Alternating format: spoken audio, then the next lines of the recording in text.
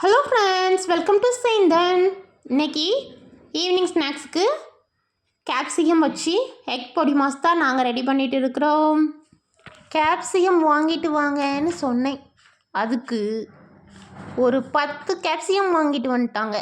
அதை எப்படிடா காலி பண்ணுறதுன்னு தெரியல. ஒரு நாள் பீஸா செய்கிறோம், ஒரு நாள் எக் பொடி மாஸ் செய்கிறோம், ஒரு நாள் ஃப்ரைட் ரைஸ் செஞ்சோம். ஆனாலும் அந்த கேப்சிகம் காலியாகவே இல்லை, இன்னும் இருக்குது.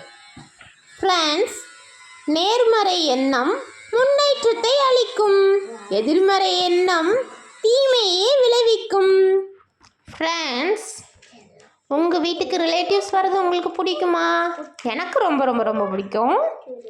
ஆனால் அப்படி வரவங்க எனக்கு ஹெல்ப் பண்ணிவிட்டு எனக்கு ஹெல்ப் பண்ணதை போய் ஊரில் போய் சொல்லுவாங்க தெரியுமா, அதுதான் எனக்கு பிடிக்கவே பிடிக்காது.